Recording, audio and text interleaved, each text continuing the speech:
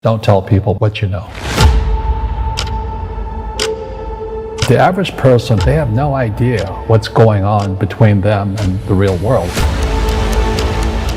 The more control they have over money digitally, electrically, the easier it is to do that. It's the greatest fraud that's been perpetrated on mankind this century. What do you tell people to do with their money, how to be aware of money, and how is money used in a similar way as a psychological tool? Money doesn't really exist, it's a theory. What are those guys doing? If you look at how the world's been acquired, it's been done by a banking scam where you lend people money that doesn't exist. We call it credit. Why don't we learn about money in school? Because the government doesn't let us teach that subject. This is why you're f***ing poor! We're all outside jumping around doing as they tell us. You know, you should save money. Okay, I'll save money. You should buy stocks. Okay, I'll buy stocks. You should put some money in bonds. Okay, I'll buy. We've been through a process of banks lending credit, figures on a screen, greatly in excess of what they have as assets, called fractional reserve lending. And when they can't pay it back, because often the banks have taken actions that have crashed the economy, like in 2008, the banks then get all the things they've lent money on, the real wealth of the world. And what's happened in this process of lending credit, getting the real resources when they can't pay back the credit, has sucked the wealth of the world, the real wealth of the world, into the hands of very, very few people, and left out there most of the rest of the population with something called money. And money only buys anything because we take it seriously. You know, if it's just a piece of paper, and this is the point, it's meant not even to be a piece of paper, it's meant to be purely electronic. And so we have this fresh air money that is worth something because the buyer and the seller believe in it, and only because of that. And the real wealth of the world has been sucked into the hands of a very few people by lending this scam called credit. Another interesting thing about this money situation is when you go to a bank and you say borrow £50,000, they'll type into your account £50,000 in credit. Where's the credit come from? Here. But you're not paying back £50,000. You're paying back £50,000 plus interest. The interest is never created, only the principal. Because people think that governments create money. Money is overwhelmingly created by private banks issuing credit. That's how so-called money comes into circulation.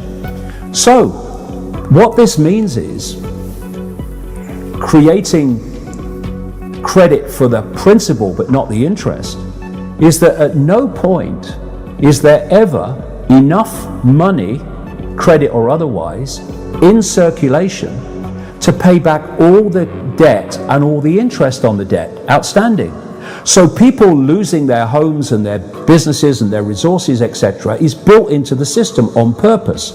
Now, when there's an expansion of the money supply, an expansion of money in circulation, Peter paying Paul, that seems, you know, to hide it to an extent.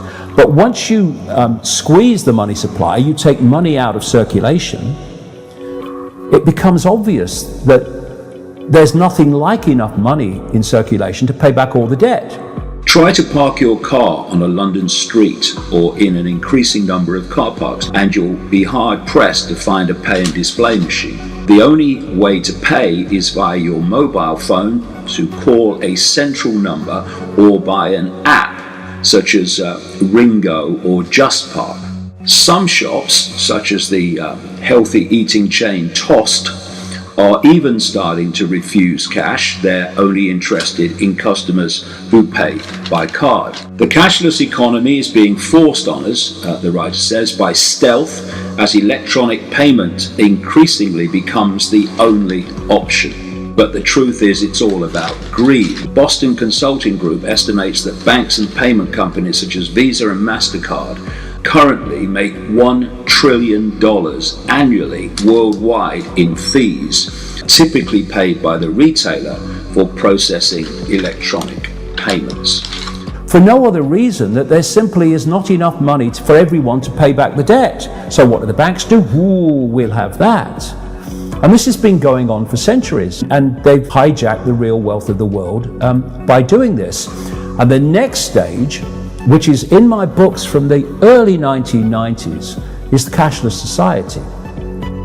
You know, I was pointing out, purely by knowledge of what this agenda was, that they were going to get rid of cash. And look at it. Cash is flying out of circulation. In some places like Sweden, it's almost totally cashless. They're shutting down bank branches, so you cannot interact with a bank branch locally with cash. You have to do it online because that's electronic money. And eventually they're going to take electronic cash out of circulation. Why? Because when you go into a store now or anywhere and you give them a credit card, electronic money, and they say, sorry, the system won't accept your card, well, you can still pay cash. But when there's no cash in circulation, your electronic money, which is meant to go through a microchip eventually, when they say the system won't accept your microchip or your card, you have no other means of purchase. So whoever controls the system is dictating whether you can purchase or whether you can't, whether you can eat or whether you can't. And the only other alternative to that would be barter. And I'll tell you what the plan is. The plan is to ban barter, to make it illegal on the basis that they can't tax it. So that's along the line as well. I'm not saying that there couldn't be good things with things like Bitcoin and stuff like that, as long as cash stays in circulation. That's the key. While cash is in circulation, you have other points of or ways of purchase. Once there's no cash and you have only cashless digital currencies, then whoever controls them controls everything. And not only that, they can wipe your bank account. If you're a dissident to the system, as this moves on into more extremes, they can wipe your bank account and it's just gone. Because all it is figures on a screen. You can wipe figures on a screen in a second. You can, from a central point, crash the entire economy by controlling digital money and digital processes. And the idea eventually, problem, reaction, solution, create the problem and then offer the solution, is to have a gigantic crash, which they will instigate. And then to overcome the crash, they will propose a totally new economic system of central control to be the solution to the problem they've created, which is crashing the economy. And the more control they have over money digitally, electrically, the easier it is to do that. This cashless society is one key element in a whole transformation of human society to total control that involves almost every area of our lives. Indeed it does. You cannot divorce what I've just been talking about, the manipulation to the cashless society and the microchipped human, from the fact that our freedom of speech and our freedom of communication is being squeezed by the day. And Google, YouTube, owned by Google, Facebook, Twitter, who are increasingly openly, blatantly using algorithms to filter out information that the system doesn't want people to see.